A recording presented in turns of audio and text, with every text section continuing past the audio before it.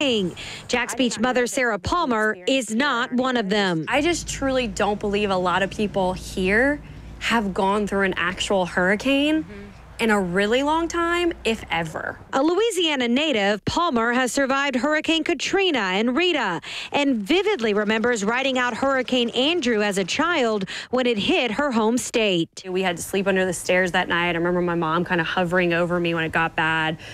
We had this dumpster like across the parking lot from us.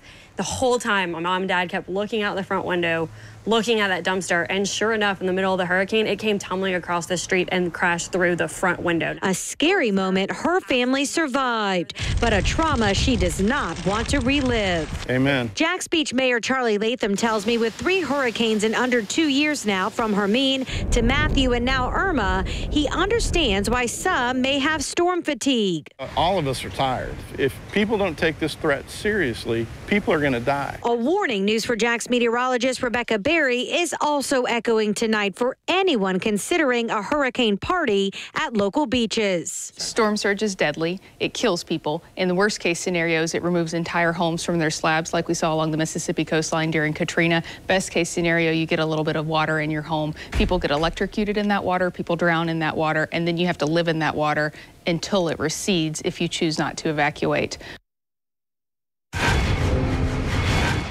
So if you stayed here at the beach to ride out Hurricane Matthew, 2 other things Rebecca told me that really stuck with me. We essentially only got tropical storm-like winds from Matthew because it moved offshore. So the winds are going to be stronger with Hurricane Irma. Also, the storm surge is going to be about 2 feet greater. So serious things to consider for you and your family. Coming up all new at 6, I'm going to tell you about the re-entry process to Jack's Beach if you do evacuate and how it's changing. Reporting live from Jacksonville Beach tonight, I'm Lindsay Gardner, Channel 4, the local station. Lindsay brings up some great points. I think one of them, too, that really hits home to me is if you stay, you got to realize that those resources are not there to help you. If something happens, you can't call 911 and get the help. Exactly. You know, emergency people are not going to be there for you. And in addition to that, I've heard discussion about them turning water off and other, utilities because it's easier for them to restore those, utilities after they've had a surge of water. They're looking at the big picture. Exactly. And so, living there, despite what's going on with the track moving further to the west, and I know what everybody's thinking, oh, the track's going west, I'm looking good here at the beach. Reminder, this is a massive hurricane. The wall of water that's associated with it probably extends out literally hundreds of miles in every direction. And as such, what that means is that you'll end up with that surge coming on shore, even as the track of the storm is so much further to the west. So, details are details, and we have some time here to watch this. And as we look ahead to the details of the National Hurricane Center's latest update, Category 5, I talked about the potential of this thing upgraded to a 5.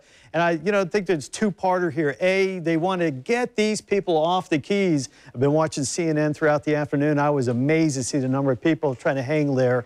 That is not good. Again, the track is up in through parts of the southwestern parts of the state now. Part of the reason here is to get everybody along this west coast ready for it, because if it does lean a little bit further to the west, of course, it's going through about 3 million people on the west side of the state. That would really impact them, and no, they are not as ready as it has as the folks down there in southeastern parts of the state. Again, Miami all the way out to West Palm, those people were expecting the worst. If it does take this track, it would save them, but really put these people back on the west coast in true danger. That's a tropical storm symbol, but let's understand something. The forecast models aren't saying that necessarily. It may be just a kind of a technical thing. What about the forecast models? Well, they've been shifting to the left because the Euro model has been nailing this thing, saying that there was definitely going to be more high pressure. But the Euro did not shift further west during the day today. And if you note, there is the Euro on the right side of the track. Now, what that means is the Hurricane Center, again, is not following the Euro. They're really trying to get these people going because they don't know if the Euro is about to do another shift. I don't know if it's going to do another shift. I think not. I think it's about as far west as it's going to be for us, and there's some reasons technically I'll detail later on. All right, so both models saying the same thing right now. Current GFS forecast, very similar to the Euro. Highest storm surge at low tide, though, will be about Matthew. So if you're wondering about the beach, you're taking chances. It could equal out toward about Matthew, maybe a little less, maybe a little more. It's all about the timing of low tide, heavy beach erosion. Matthew took out a whole lot of the dunes, so this is going to allow for water to really get over the dunes and get going. Widespread coastal power outages are still anticipated. And again, that Euro track has been always out to the west of the area for the last 4 runs now. Impacts everyone. Beach impact is reduced. But again, rainfall flooding for Jacksonville is going to be tremendous. And as you look at the inland forecast, this is for areas basically about 301 all the way back out Lake City, Gainesville, Stark. Here's what you can expect. And keep in mind, if there's still an eye associated with the storm, these winds may be a little bit higher. We'll have to see. This is all, speculation because depending on the final track, how much over water, how fast it gets here.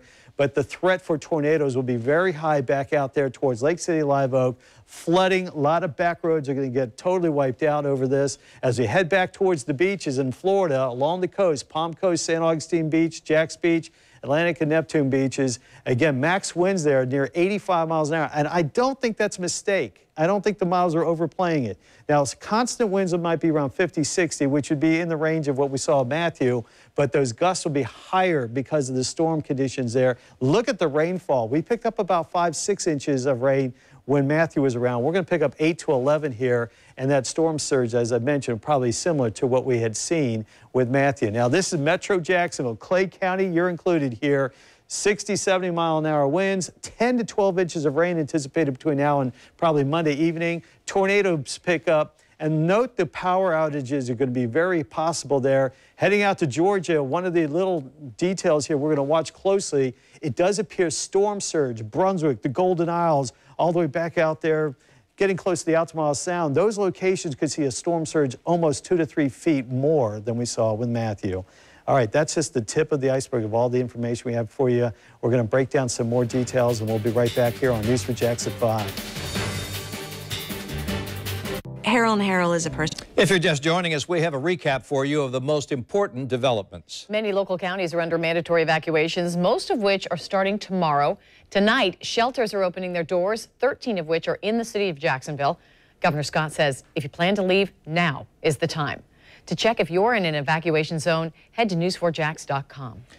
And if you haven't done so already, we urge you to download our free Hurricane Tracker app. It is for both Android and Apple devices. You'll get the latest updates and the hurricane track from the Weather Authority. Just search WJXT and be sure to turn on push alerts. And if you have a question about the storm, whether you need to know if you're in an evacuation zone or where those shelters are located, you can call one of our volunteers in the Channel 4 phone bank. They'll be here answering your questions until 7 o'clock. Just call one of the numbers you see on your screen. If you get a busy signal, please call back. After the break, Destiny McKeever will show us what Clay County is doing to prepare. Plus, Crystal Moyer, she will show us the local hotel that was taking in evacuees until the hotel had to evacuate. The news at 5:30 with Tarek and Joy is next.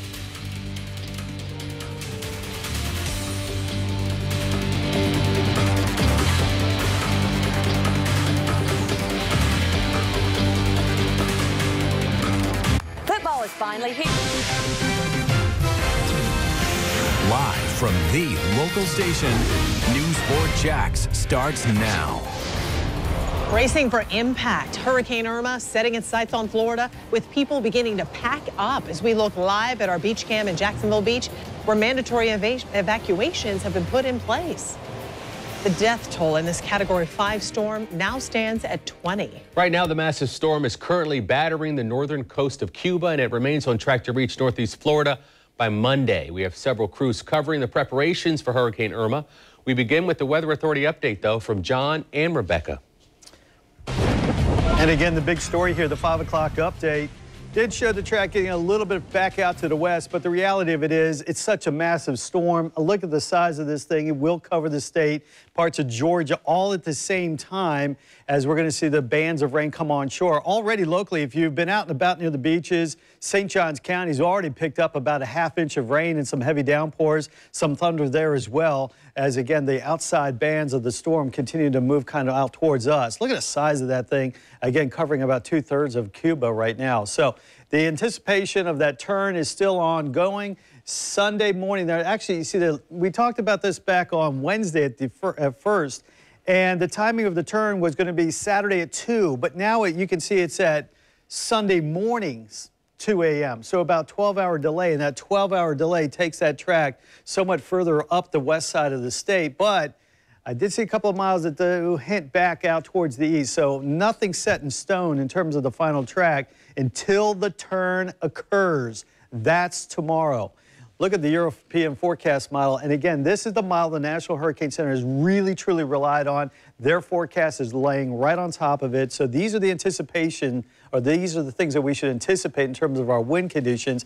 Note by 6 o'clock Sunday, the bridges start shutting down because this is when we start to see those winds sustained over 40 miles an hour. Now, these are the maximum wind gusts that we could see as the storm passes by, and as early as just before sunrise, 60, 70 mile an hour winds. In perspective, our maximum winds never got to these levels with Matthew, especially back out west. Look at Lake City by the time we get to around 10 o'clock in the morning. As we head on off towards around 1:30 in the afternoon, it turns to a tropical storm as it moves in through parts of Georgia, but we still have winds across the area with tropical storm force winds here in Jacksonville. So be aware that this will probably be longer lasting than we first discussed because the storm doesn't seem to be tracking as fast as it originally did as it goes through parts of Georgia and the like. So again, heavy rains occurring down along the coast. This is all the way through Sunday evening, and the storm's not even here.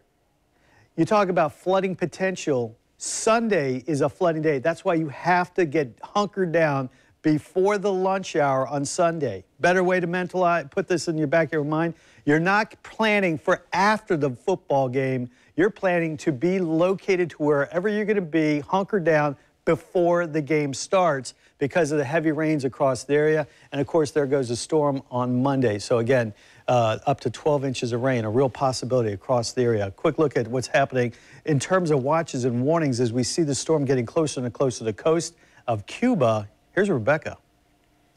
And so it's still an impressive storm on the satellite. You can see how intense and how large it is when you just look at the size of Cuba, and especially in relation to the width of our state. And so certainly going to be a big impact along our coastline, even though we're not taking that direct hit like South Florida is. We are certainly appreciative that we're not, but we are watching those watches and warnings as they're going up, and they did just get extended up the state. The hurricane watch is now extended up the west coast of the state, beyond Tampa Bay as well, almost into the Steinhatchee area, but not quite. Now, make no mistake, as time rolls by, those will continue to be extended up the state. And notice the watches and warnings are extended up both sides of the state. That tells us a couple of things. A, the size of the storm is huge, and so it will impact both coastlines, but also there is still wiggle room in the forecast. The entire state of Florida, basically peninsula, is within that cone of uncertainty and cone of concern. And so the eye of the hurricane is forecasted to pass anywhere within that cone. They are leaning towards that middle of the state track, but we still could see wobbles, just like we saw with Matthew, wobbled a little to the east, and wobbles make all the difference in our forecast. 20 miles makes a huge difference in terms of the wind speeds that you see, but since this storm is so big, we will see widespread hurricane force winds even across northeastern Florida. So we'll continue to keep you updated, especially during the turn tomorrow. That'll be absolutely pivotal to our forecast on Monday based on the speed of that turn and the angle of that turn moving up the state of Florida on Monday. We'll keep you updated, and we will also continue to watch the track as it makes those changes. The next one comes out at 11 p.m. Thanks, Rebecca. There are also a number of mandatory evacuations going on right now. Here in Duval County, people living in zones A and B are urged to leave as soon as possible. This includes those of you living at the beach and along the St. Johns River and its tributaries. Everyone living east of I-95 in Glynn and Camden counties, you've also been told to pack up and leave town.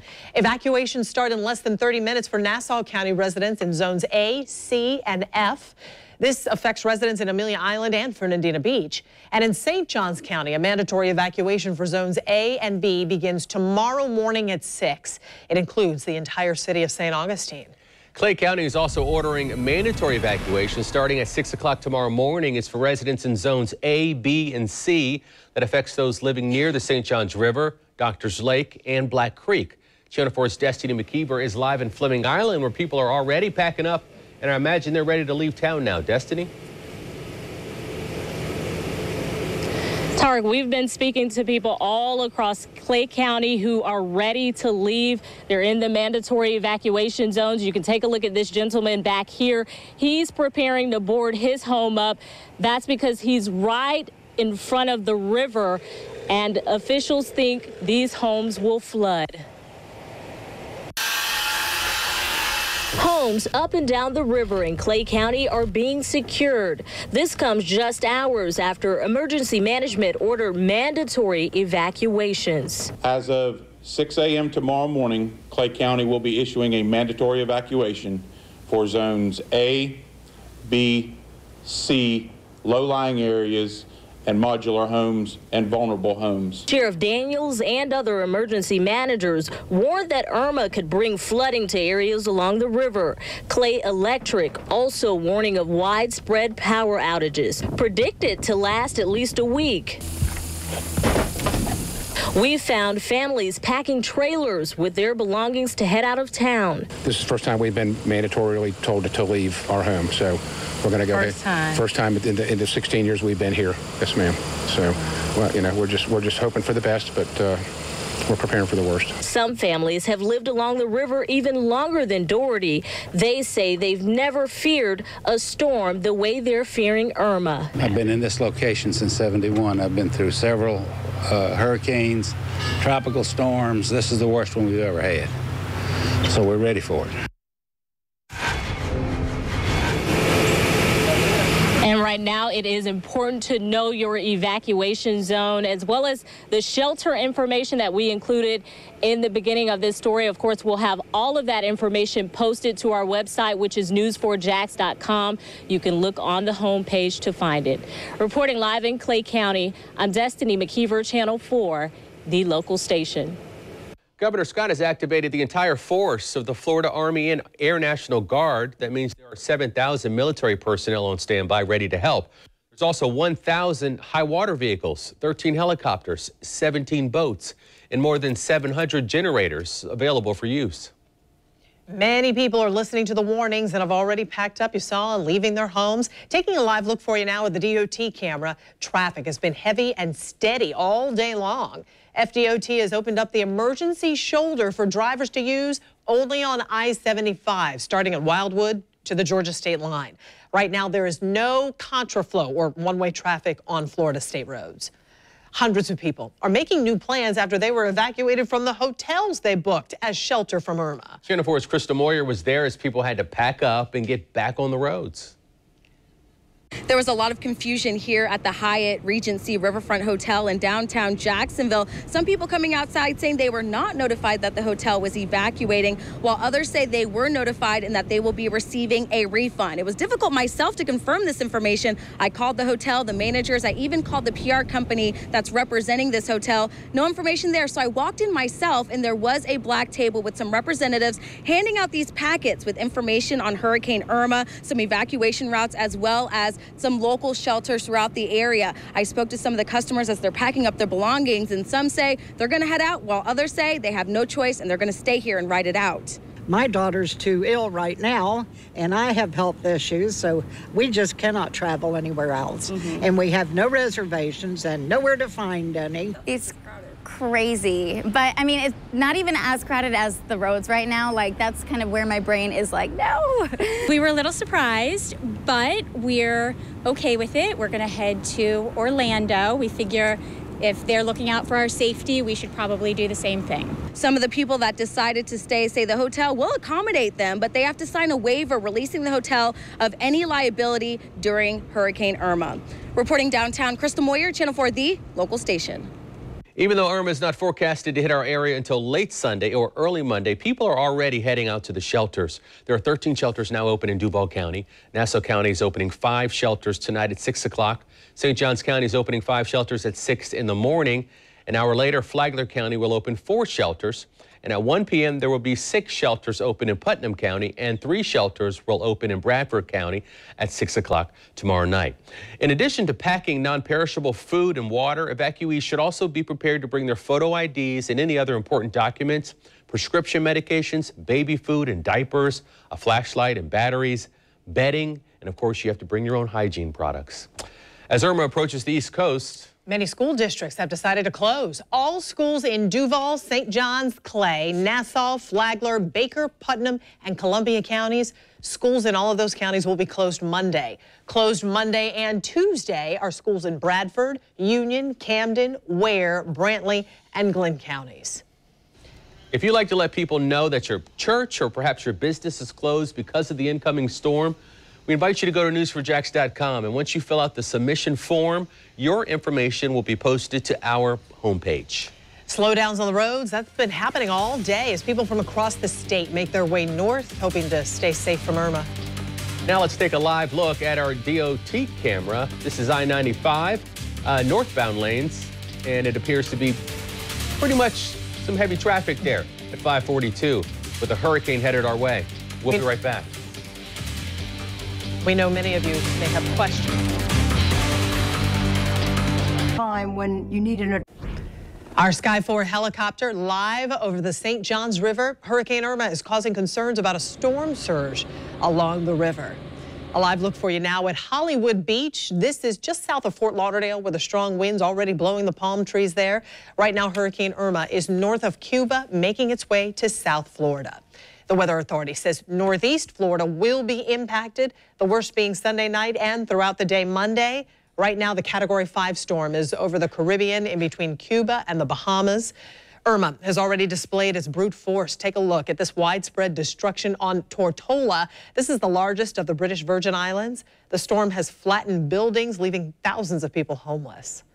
Now, with this storm, there's a very strong chance many of you watching right now will lose power, and we know how important it is that everyone stay connected. Nikki has more on how you can conserve power on your cell phones and find life-saving information in any condition. So here's the thing, if the power goes out, well, then you don't have a connection to the TV. So we've done several things to make sure you're still getting all the information you need. First, we've partnered with 3 radio stations, 600 AM, 96.1 FM, and 99.9 FM. But you're going to need a battery-powered radio or one that powers with a hand crank, and make sure that you have lots of extra batteries.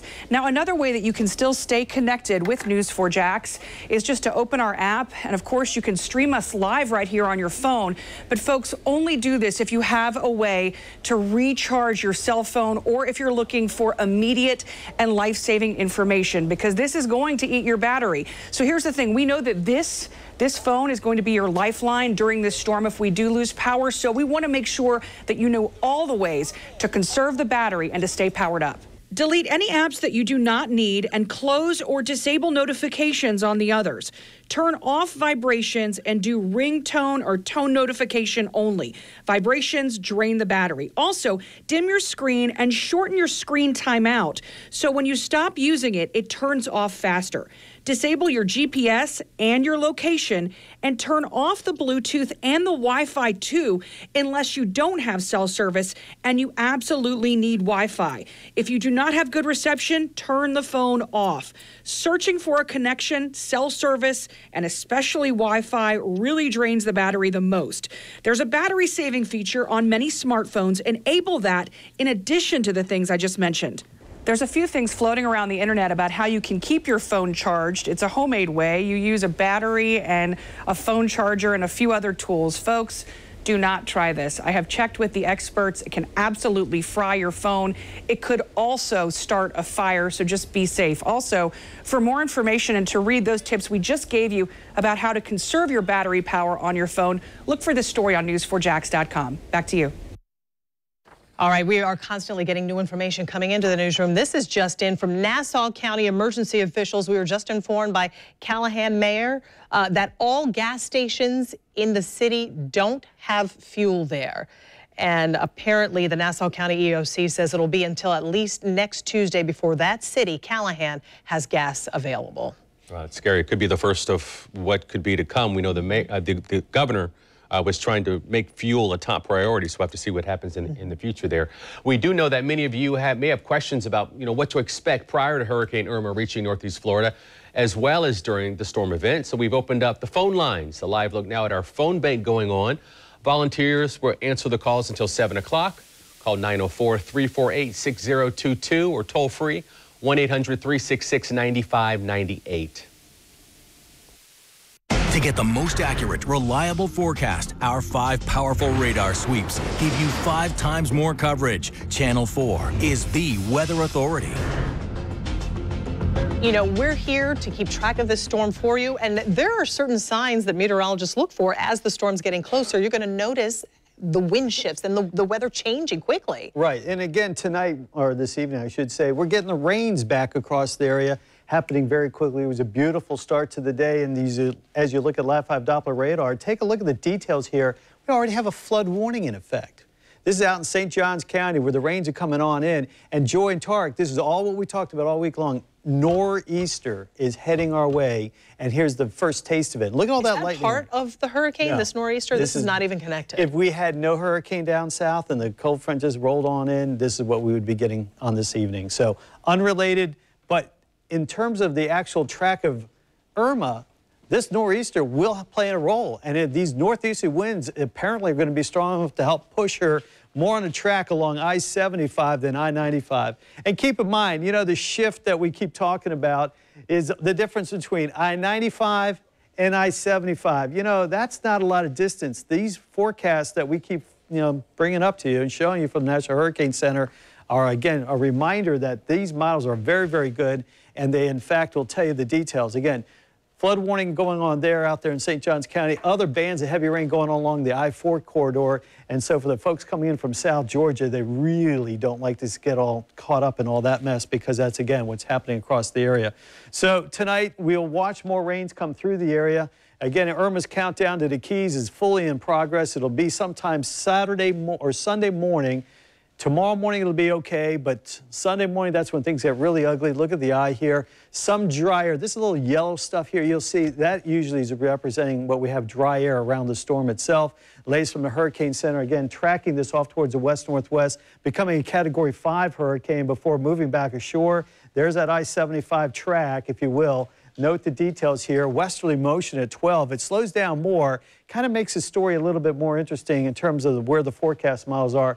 And again, the rain totals, this is through Sunday. Joy, Tarek, I think everybody needs to fully recognize this nor'easter is going to really put the kibosh in everything.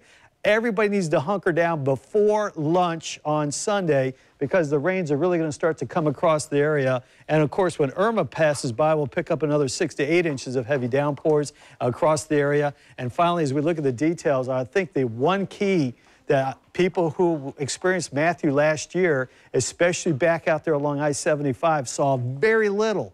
So if you live from Waycross to Folkestone to McClenny, Stark, Gainesville, up 75, back out to Lake City, Alusty, Lake Butler, again, all those locations and then more, be aware your conditions are going to be totally different. This is going to be a much bigger storm for you. You may see wind gusts up to 80 miles an hour still. Rainfall totals 8 to 13 inches. Tornado threat's going to be very real, especially Monday night. Back roads are going to flood on out, and for some of you back out west, again, you are going to be without power for maybe up to a week, as that's where the track of the storm will ultimately be. Here are those bands of rains coming across the area. There's Irma, again, taking that track just out to the west. This is 3 o'clock in the afternoon, and some very heavy rainfall going on there, and that's because, again, Irma's going to continue to move on off towards the east. We'll have much more to come as we take a look at storm pins right now. Rebecca Berry's talking about this great channel that's set up on storm pins so you can get the greatest information and the latest information on what's happening.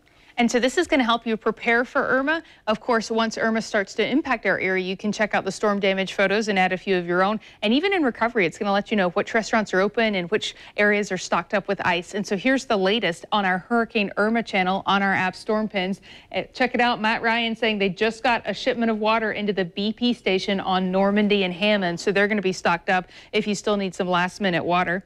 Taking a look from Haley Swan, the Dailies on Duval Street is almost out of gas. They'll probably get another shipment. That's how it's been going. A couple of stations run out, a new shipment of gas comes in, but right now the Dailies on Duval Street is probably not a sure bet. And check it out if you need propane cans in Walmart on Hutchinson. They have some of those because that's going to be a great way to cook in the days after if we lose power. And check it out. This is in Atlantic Beach earlier, folks getting sand for their sandbags. And so this is a great tool at your disposal to help you save time and energy while you are preparing for Irma. You can download Storm Pins in the App Store. Just search WJXT. Thanks, Rebecca. Now we take a live look now at our DOT camera at 5:53 on a Friday afternoon here. This is I-95, northbound lanes of traffic. We'll be right back.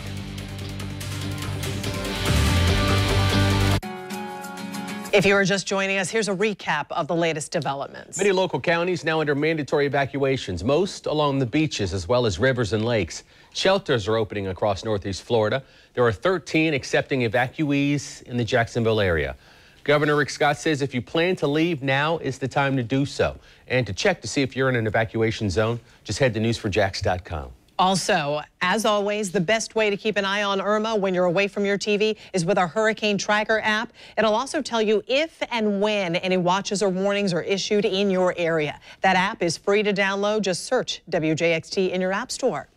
Going on right now for you for one more hour, we are answering all of your hurricane-related questions or concerns. You can call our phone bank at 904-348-6022 or toll-free at 1-800-366-9598. The phone bank will be staffed until 7 o'clock. Thanks for joining us. The news at 6 with Tom and Mary starts right after this break. How do we make sure there's time? Live from the local station, News 4 Jax starts now. Tracking Irma, South Florida facing the threat of a direct hit from a Category 4 hurricane as Northeast Florida faces a likely Category 1. Right now, all of South Florida is under either a hurricane watch or a hurricane warning. Looking live at the southernmost point in Key West, a place normally teeming with tourists now, except for these two people, deserted. And taking a live look from our DOT cam of I-95 near International Golf Parkway as tens of thousands of evacuees make their way through our area. The mass exodus from South Florida could turn into one of the largest evacuations in U.S. history. Attention, attention, attention. Today in West Palm Beach, police drove around neighborhoods using loudspeakers to urge everyone to get out. And Mayor Curry made the rounds in an Arlington neighborhood today, even though it is not in an evacuation zone. He said he wanted to make sure that these families are going to be safe. He was going door to door, along with the city councilwoman, warning people of what we're all facing. Now, this is video from the British Virgin Islands. Just look at that destruction. The Royal Navy has arrived there to help with the relief efforts. So far, at least 24 people are known dead on the Caribbean islands, where Irma made its first landfall, and right now it is not clear how many people remain unaccounted for. Mayor Curry is telling Jacksonville residents to brace for extended power outages and possible storm surge flooding along the rivers starting overnight Sunday. And you'll notice a little box to my right on the screen. We are showing you a storm forecast, neighborhood by neighborhood. Those forecasts will be continually updated. And there's that box right there. And we just got this just in from Nassau County Emergency Management saying, rumor control. There are no plans to close the Shea Bridge tonight. Emergency services will continue on the island until the bridge closes once sustained winds reach 39 miles per hour. There are no curfews in Nassau County, and there are no bans on liquor sales at this time. Now, mandatory evacuations have been issued for people living in zones A and B of Duval County, and that applies to everyone at the beach and many people who live along the St. Johns River and its tributaries. In Nassau County, evacuations are underway for residents in zones A, C, and F, and that includes Amelia Island and Fernandina Beach. In St. Johns County, a mandatory evacuation for zones A and B begins tomorrow at 6 in the morning. That includes the entire city of St. Augustine. Clay County is ordering mandatory evacuation starting at 6 a.m. tomorrow morning for residents in zones A, B, and C, and low-lying areas, as well as mobile homes and vulnerable homes. In Glynn and Camden counties, a mandatory evacuation is in place for everyone living east of I-95. Now, if you don't know your zone, you can call our phone bank at the number on your screen. You can also find your zone yourself by heading to the homepage of news4jax.com. We have crews all over covering Irma. We begin with Chief Meteorologist John Gunn. John? Again, Tom, Mary, everyone at home. I know what you're probably thinking. I've seen the track. It's getting further and further away from me, so I don't have to worry about it. That couldn't be further from the truth. And again, this is a very massive hurricane that's probably going to get stronger again. Currently, it's Category 4, will be a 5 before it hits landfall down there in the Keys, and the Keys will be crushed. I have no doubt about it. The video that you've seen so far pretty much tells you what they're likely to see. Now, once we see the track begin to evolve, we're going to watch for a couple of hours out here on Saturday. And again, the latest forecast models are showing a later track turn. The turn is the big story. The secondary story in that turn is the fact that it could go over Cuba. And if Irma does, she's going to fall apart a little bit. So that would weaken her a little bit, but she's likely to power up to a certain extent as she heads toward the Keys. These are the little grasp of straws that we're grabbing at to try to hope this storm away. But their latest forecast track is very ominous for the west coast of the state. And I'm here to tell you, even though the west coast track is as it is, if it tracks like that, it'll still fire up a lot of energy and pull that back into us. And guess what side of the storm we are on?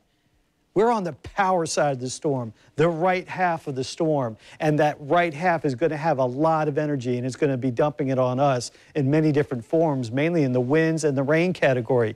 So as you look at the European forecast for maximum wind gusts, this is tomorrow evening.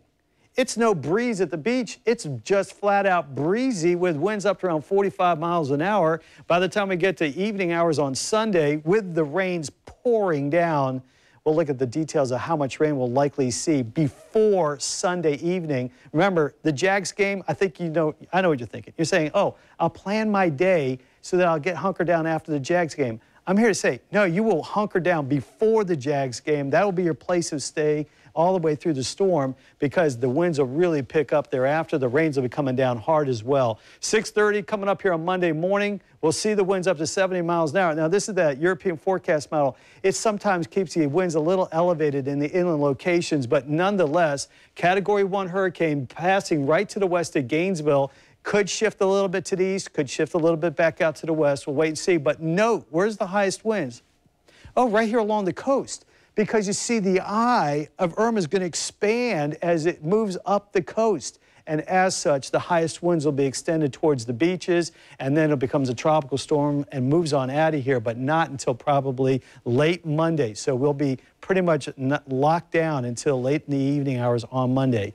All right, Jacksonville, St. Augustine, up and down the St. Johns River, Clay County, Nassau County, focusing on you this time, but we're going to break it on down with our 4-zone impact areas. And again, the likelihood here for the downtown area of Jacksonville is that we'll see wind gusts up to around 75 miles an hour. Check out the rain totals, up to a foot of rain potentially for Jacksonville down to Clay County. If you live out there in the Black Creek area, that North and South Fork both flood based upon these heavy rain estimates.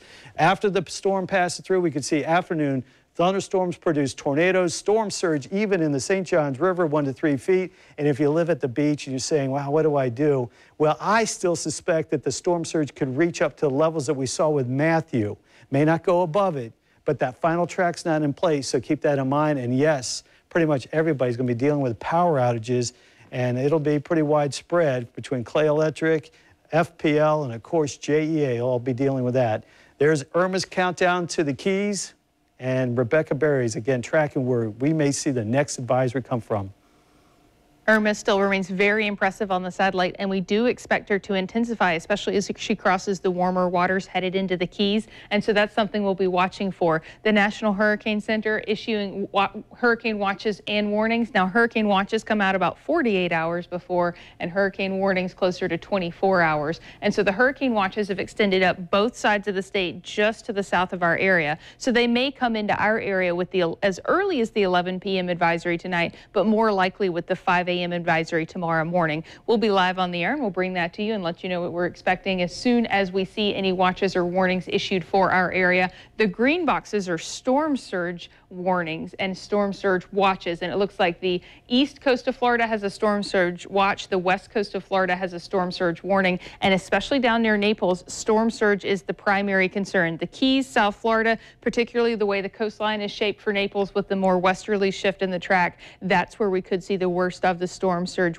for Hurricane Irma. Now, as we continue to watch the track shift, any tiny shift in the track greatly changes the impact on our forecast, and so the watches and warnings encompass a more broad area, but that track and those shifts in the track, as that occurs, especially with the turn tomorrow, we'll be able to more fine-tune the forecast for your neighborhood and let you know exactly what to expect with any changes in the track. So that's something that we'll be watching for, and also something to be careful of. Don't take what's going on right this second as what's going to happen for the next couple of days, especially if we see big changes in the track. Now, ahead of Irma, we already have squalls moving onshore, and with heavy rain in St. Johns County, we already have a flood warning until 6:15 in between Ponte Vedra and Nocatee, where we've seen some heavy rain. Keep in mind how saturated we are. We had one of the wettest Mays to August on record, and now we're going to get quite a bit of rain on top of that even before Irma gets here. So we will see some minor flooding, just like we're seeing right now in St. Johns County.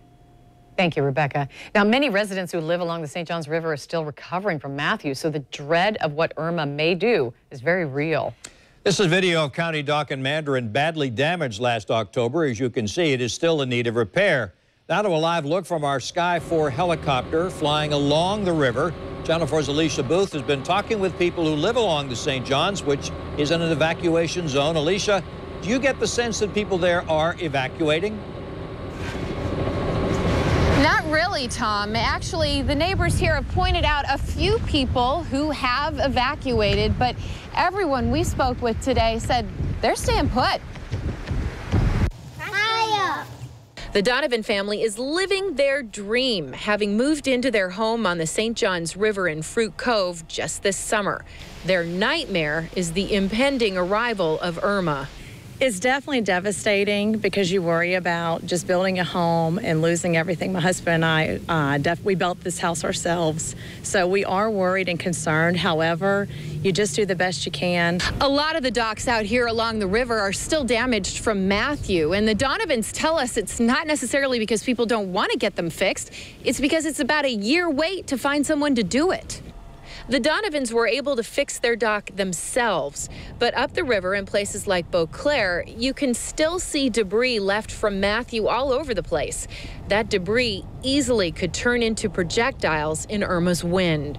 So we will see some strong winds mixing down over the St. Johns River as well, which can push some water into vulnerable areas of downtown Jacksonville. The National Weather Service warned us Friday that places like Jacksonville Landing are especially vulnerable because of surges reaching 3 to 6 feet. For now, people like James Dion are just doing what they can to shelter in place. Boarding up everything, trying to get the generator running again, and just make sure we're prepared. Plenty of water, plenty of food. And plenty of patience as we wait. And keep in mind, this river is already about a foot and a half above normal level. That's because of the full moon we just came off of and the northeast winds. So it will be a tense few days out here on the river. We're live in Beauclair. Alicia Booth, Channel 4, the local station. Thank you, Alicia.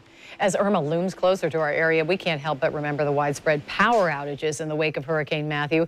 Channel 4's Elizabeth Campbell has been in touch with local power companies and talked to a man who was in the dark for 8 days after Matthew. So, Elizabeth, how is he preparing for another possible outage?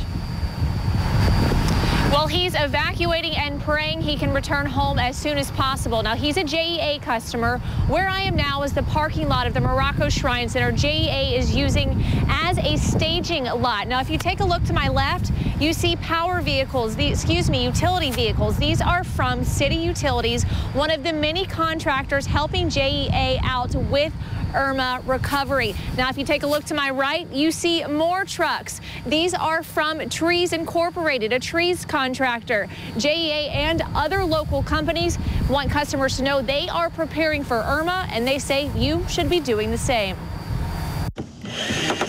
Preparing for Hurricane Irma by covering up holes in his shed left from Hurricane Matthew. Sam Norris says it's like deja vu. We were without power for about 8 days, lost all the food we had in our freezers and everything, and tree didn't hit a house, but it fell. One fell on my work shed in the back, and that tree also fell across the back of a boat that I was rehabbing. 8 days without power. He says it was rough, but that he knew JEA was working hard.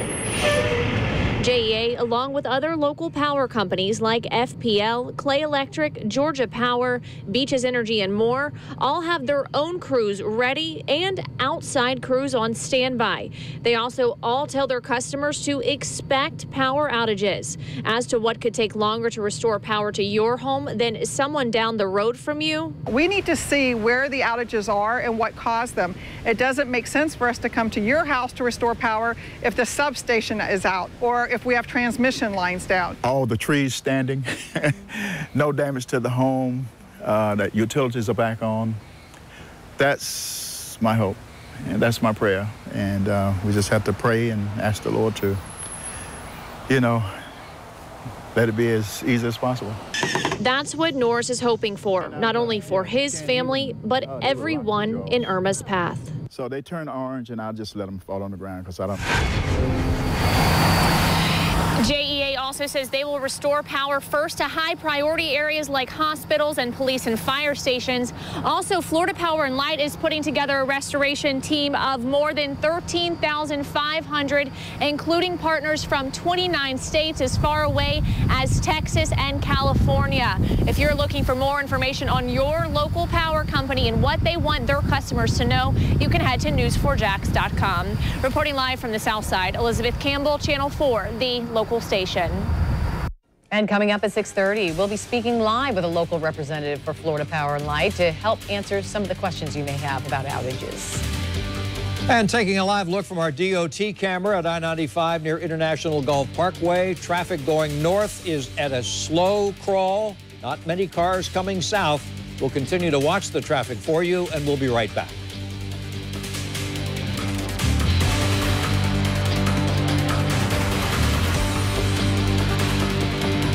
Closed captioning is... We have new video of the famous Hemingway House in Key West. Its windows now all boarded up. Look at that. The executive director of the home and museum says he and 9 other employees are staying through the hurricane to safeguard this property and its famous 6-toed cats that live there. No sign of the 6-toed cats right here, but you know they're inside. And you're looking live right now at a deserted Hollywood beach in southeastern Broward County. It is also under a mandatory evacuation order. You can see the winds blowing the palm tree, and there are a total of 2 people in this picture. So rare. Well, there's some more over there by the surf. It's so rare to see Hollywood Beach just practically totally empty. Always teeming with tourists. Yes. Jacksonville Beach is changing its reentry plan after the storm. Channel 4's Lindsay Gardner is joining us live now near the Intracoastal Waterway with the information families and business owners need to know about getting back to the beach when Irma's gone. Lindsay. Mary, I'm told the beaches are all going to work together to try to fast track that reentry and hopefully prevent that long backup on JTB that we all remember from Hurricane Matthew. It is a memory many beaches neighbors tell me they haven't had enough time to forget. JTB turned into a parking lot after Hurricane Matthew. Mayor Charlie Latham tells me this go around, they will isolate the problematic areas to speed up the reentry process. It's possible you could re-enter as a citizen and not be able to get to your house because it's flooded. Jacksonville Beach reopened the day after Hurricane Matthew destroyed the beaches and dozens of homes. Power was also quickly restored along the coast.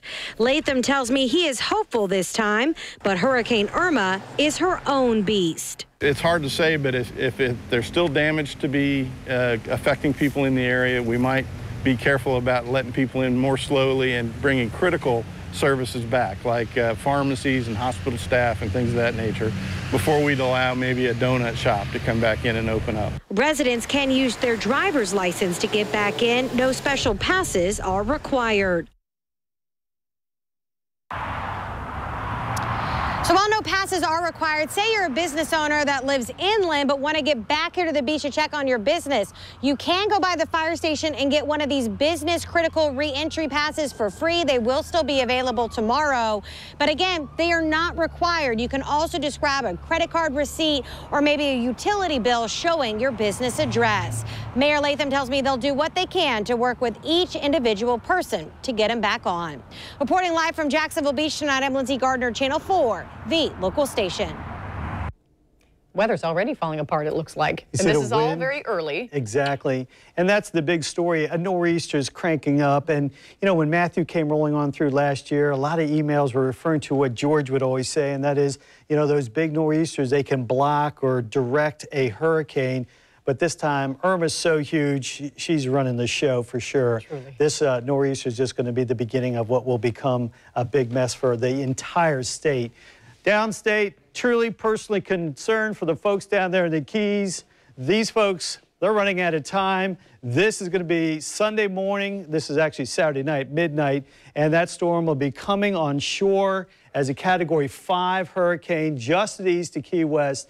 And the details here are kind of ridiculous. I mean, there will be severe damage. Whether or not Hemingway's house is going to get destroyed or not, I can't say. But I can tell you, the storm surge, the winds close to 200 miles an hour is going to flatten some keys, and people on them are going to lose their lives. Now, the track from the Hurricane Center is a little bit to the left of the hurricane forecast miles that we've been talking about for the last, can you believe it? It's been almost 2 weeks, going back 2 Mondays ago. The Euro and the GFS. They're right on top of each other, and that has implications. This will be a hurricane near Gainesville by the time we reach out towards wake-up time Monday morning. And